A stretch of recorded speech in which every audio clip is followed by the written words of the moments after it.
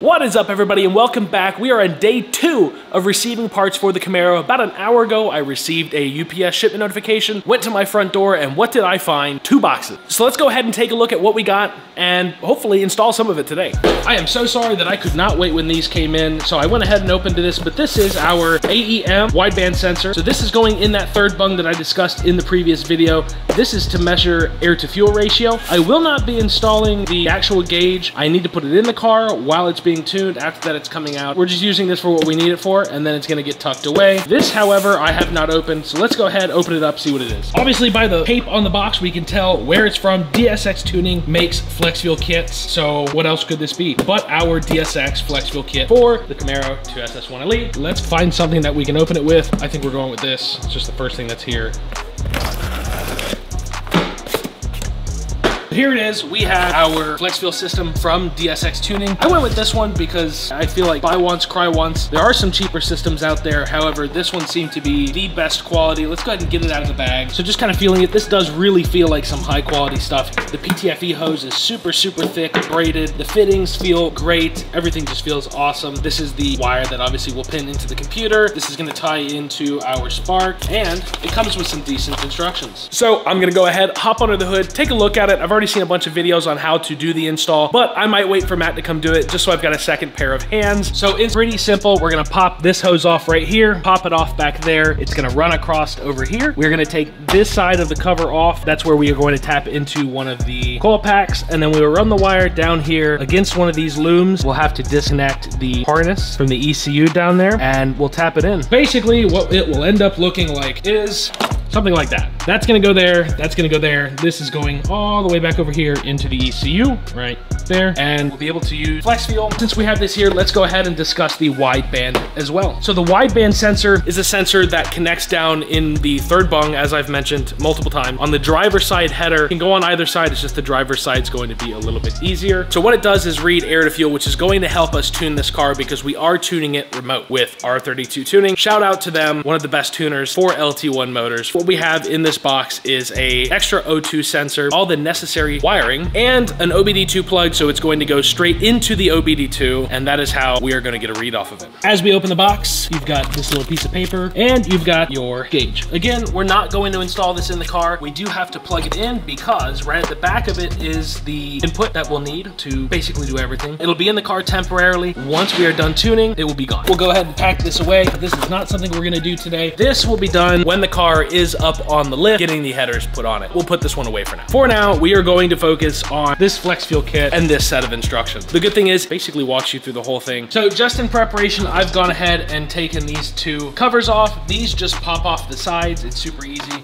You pull up from here. This one you kind of have to spin at a little bit of an angle. This one pops up and it just comes right on out. So just for anyone that hasn't dealt with a fuel line disconnect tool before, I haven't seen a whole lot of people that describe how to use this in the video. So really quickly, I'm gonna set the camera on the table and let's kind of go over how this tool works. It's super simple. So here we are, we're on the table. Just to give you an example, here is the driver's side end of this PTFE hose. Here is the included tool. This is what it looks like. The way this tool works is you're gonna take this end, and on the hose that's actually still on the car, you're gonna take it, slip it in to there. I'm not sure if that's really focusing well. It's gonna go into there, and when you push it in, that is what's going to release the hose. You can see there's these little silver things, and what this is doing is pushing in and pushing them out to where it can release. So I hope that helps you guys with understanding how this thing works, because I haven't really seen many other videos that explain how it happens. By the way, thank God for AC. It is starting to get a little bit warm here in Florida, and the garage is not necessarily the coolest. Thankfully, we had an AC unit installed, which is great because whether it's hot or cold, we have heat or we have cooling like right now. Currently set to 69 degrees. Let's go ahead, wait for the garage to cool down a little bit. We'll come back, install this kit, be done with it. So just to make it a little bit easier to see, I've brought out a ring light. I don't think that's really doing much, so I have a headlamp as well.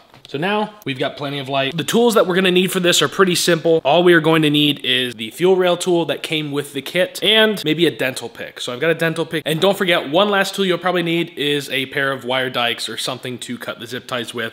The kit does have a zip tie right here holding that wire in. And then there's also a zip tie on the actual wire harness. It would be easier to cut that and replace it once you're done rather than snaking it through. So just, you know, wire snips. All right, first gonna move this safety clip It's easy if you have a flathead screwdriver, it just goes in there, pull it out that way, and this will push down. It's helpful if you have a rag because you will get gas on you. Our 3D printed clip here. That was a little bit harder than we thought, so it's probably gonna be easier to show you the one over here. You definitely gotta get both hands in it. You have to push down on the fuel line and then push in on the tool. Yep. And there's that. Tech tip for you. Gas will remove stains off paint. In your case, it won't work because you have PPF, but for those of you that don't, you can use gas to get it off. So now, install is pretty easy. So we're gonna take this side, push it down, wait for the click. This, I actually saw somebody said they had to Dremel it out to get that to fit. So we'll just leave that for now. Same thing over there. Make this prettier.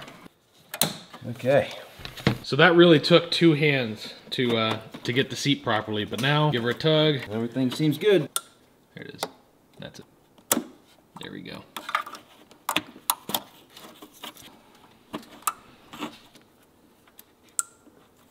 So what we ended up doing is we unplugged this back here, ran it under this, and that way all of this could get tucked back in there so we don't really see it all. So you can see the harness back there. The less rubbing, the better. Now this is the wire that we're gonna pin to the ECU. This red tab right here, you're gonna pull that back.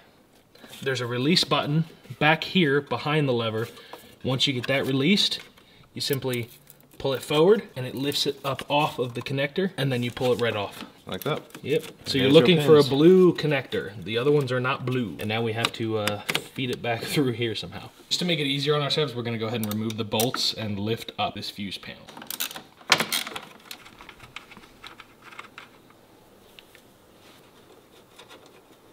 Where'd you learn to use your fingers like that? Working on Corvettes and every other car. So now that you have this out, which was kind of difficult because you had to pull this little gray pin out of this to where you can separate them. Christmas tree from hell. Yep, you've got this thing right here. You pull up on it. Same thing on this side. You pull up and this whole back piece will come off.